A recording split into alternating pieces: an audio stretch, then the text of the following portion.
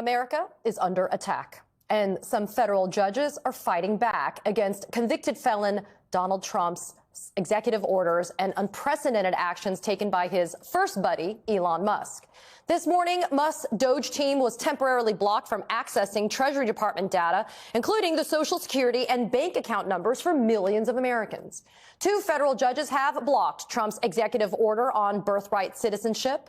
And last night, the effort to place thousands of staffers from the USAID, put them on leave, that was temporarily blocked. Although Trump's already trying to literally erase it by removing the agency's signage from its D.C. headquarters, one letter at a time. Meanwhile, a different federal judge is letting Musk's team maintain access to the Labor Department, including sensitive information that could include Americans' medical and financial records. Folks, it's only been 19 days of Trump 2.0. And considering the pace at which Trump and Musk have been making headlines, Democratic voices are being challenged by all the chaos. We are here today as elected members of Congress. We're here today because an unelected billionaire and his team have been given full and unfettered access to our taxpayer money and our government. They campaigned across the entire country, telling people they were going to fight for working people, but they lied. They want to use the government to further enrich these corrupt billionaires and corporations. And what is the president doing today? While millions of Americans worry about their future, he's golfing, of course. Joining me now is Florida Congressman Maxwell Frost. Congressman, listen, you've been protesting all week. I've seen you. I've seen this on your social media, including the following. Take a quick look. What do we need? I mean, Maxwell, I could spend a long time telling you what we need. My question for you, what can you do? Yeah, well, I appreciate you having me on. I mean, obviously everybody knows we're in the minority, but we have to make this decision. Do we want to act like we're in the minority, or do we want to act like the opposition? And the fact of the matter is, of course, our institutional levers that we can pull to stop these things are limited. But the things we can do, we should do them. Even if ultimately it doesn't stop something, should work to delay, to obstruct, to try to stop the things that are going to negatively impact our constituents. We can show up to these federal buildings and make sure that people across the country know exactly what's going on, and the fact that a lot of their federal elected officials have been shut out from the process. And it's not even just Democrats, it's Republicans too in Congress that have no idea what's going on. They're just not saying anything because they bow to Elon Musk, they bow to Donald Trump. So it's litigation, working with the outside groups, it's protest and mobilization, making sure that we're protesting, doing direct action. We need people to be on the phones calling Republican members of Congress to tell them to grow a spine and do something. There's a bill that Hakeem Jeffries is introducing that would help stop a lot of what Elon Musk is doing. If every Democrat gets behind it, it means we only need three Republicans to get behind it too. So calling those Republicans in those frontline districts are going to be really important. And then us on the inside, we need to work at using the parliamentary procedure and the different procedures that we can in committee to stop, delay, and obstruct the worst parts here of Donald Trump's agenda. And we saw an example of this the other day in the Oversight Committee. Our ranking member, Jerry Connolly, called for a vote to subpoena Musk, caught the Republicans off guard. We almost won that vote, even though we're outnumbered on the committee. So we got to keep doing things like that and hold their feet to the fire. Yeah, so Maxwell, I'm accused often of being too optimistic and being too kind of sunny about things. But even I am kind of frustrated with the fact that this boils down to just a numbers game sometimes at the end of the day. We're trying to get a certain number of Republicans not to sign on to a lot of this. So it sounds to me that you're saying that some of the traditional ways that people's voices have been heard over time, protesting, getting out, calling your congressmen, calling your senators, that's the route that people should be taking? Because it sounds to me also we may be delaying things from happening, but it sounds like they're happening nonetheless. Protest is really important. It's one of multiple things people should do. Obviously, we want to make sure we take it back to the House in 2 years, but we can't wait 2 years and just not do anything. And so, of course, we need people involved in the elections, making sure that we beat these Republicans, we take these gavels. But in the interim, protest, direct action is something they can do. Calling these members is something they can do. And look, we've had some wins because the public spoke out. Look at the OPM memo. If no one spoke out, if no one raised hell on the fact that the entire federal government had a big freeze, they wouldn't have rescinded that OPM memo. Right? Look at the tariffs. Donald Trump went back on the tariffs for Canada and Mexico, and he didn't get anything from those countries. They literally told him, I'm going to do something I was already going to do, and he backtracked. Why? Because the public sentiment was, this is going to raise prices, and it was going to raise prices, and so he took a step back. If we go back to the first Trump administration, after the shooting that happened in Las Vegas, guess what? People rose up, they protested, and Donald Trump implemented a bump stock ban on guns. That was a big deal when it happened. So we have to realize that even though everything is crazy, this is part of the plan. Steve Bannon's famous quote is flood the zone. And when they flood the zone, their hope is that we'll do what a lot of people are doing right now, which is say it's chaos, there's nothing we can do. We might as well just let them run the whole damn country for 4 years. We can't allow that to happen. History has shown with this president too, that if we speak up, sometimes we'll be successful. I'm concerned he's actually making our nation less safe. I'm not concerned. I know he is making our nation less safe.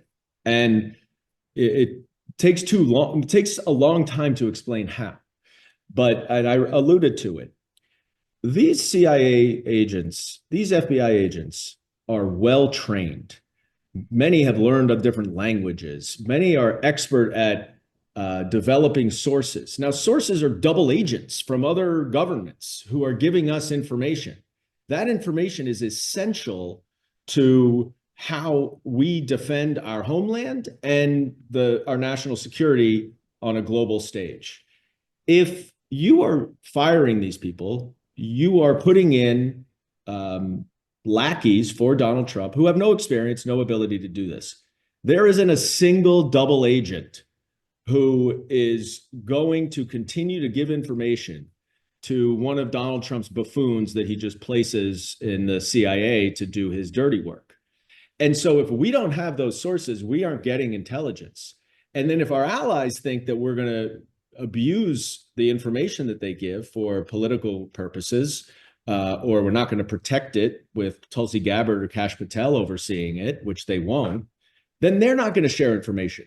So we are going to get so much less critical intelligence that we use every day, and it doesn't get publicized. We use it every day to stop terrorist attacks, to stop massive drug transactions and criminal enterprises, to stop so many things that jeopardize our daily public safety and national security. And that's just the tip of the iceberg, Dean. I could go through so many other ways in which this purge eliminates people who are good, patriotic Americans. Frankly, in the FBI, the vast majority are Republicans, but no one knows because they're apolitical and nonpartisan. They're just trying to make sure that our laws are upheld and that Americans are kept safe. And by attacking them, by removing senior officials, you are removing hundreds and hundreds of years of expertise and experience and institutional knowledge, and that jeopardizes every single American. In the past week, Elon Musk and his so-called Department of Government Efficiency have accessed the personal private information of tens of millions of Americans and sensitive data about public and private entities, Social Security numbers, addresses, tax returns, and more. This unelected group, led by the world's richest man, is not authorized to have this information, and they explicitly sought this unauthorized access to illegally block payments that millions of Americans rely on, payments for health care, child care, and other essential programs. Today, Democratic attorneys general are taking action to keep Americans' personal data secure, to keep sensitive information about Americans private, and to uphold our Constitution. We have filed a lawsuit against the Trump administration for giving unauthorized individuals access to these immensely sensitive records in violation of the law. President Trump does not have the power to give our private information away to whomever he wants. And he does not have the power to cut federal spending that Congress approved, much less to do so by giving the richest man in the world the keys to all Americans' most sensitive information. As Democratic Attorneys General, we are suing to stop this unprecedented and unauthorized attack and to protect your personal information. As I've said before, no one is above the law, and I will not hesitate to uphold the rule of law and protect New Yorkers. Thank you. So, folks, people are getting sick and tired of Musk, and on the streets of America in polls, you know, sometimes they poll people on the internet, on the phone, they ask people on the streets, but regular folks like you are sick and tired of the level of influence Elon has. And here's the thing, it's not just Republicans. You saw it there. Democrats in Congress are calling out Musk. Lawyers and prosecutors are calling him out. But here's some regular polling. I have it on my screen over here. This is a poll by YouGov. Came out just a couple days ago. And it asks people, how much influence do you think Musk has in this administration? And as you see, a majority of people think he has a lot of influence. 55%, which means that includes a ton of people and has to include at least some Republicans. But here's the important thing. Acknowledging that a majority of Americans think he does have too much influence, it says, how much influence do you want him to have? 42% say none. 24 additional percent say a little. That adds up to 66 or 2/3 basically of America. Now let's make that clear. People say he has too much. That means a significant number of MAGA and basically everybody else, guys, is like, I don't want this SOB around as much. Look, if you're MAGA, you'd be like, look, I'm happy he supported Trump. Maybe Trump should listen to him now and then. But I didn't vote for him. I voted for another corrupt billionaire, but I didn't vote for this guy. Donald Trump, like him or hate him, won dozens of millions of votes. He is, unfortunately, president. Elon Musk has not won a single vote from a single person, and his coup is pissing everyone off.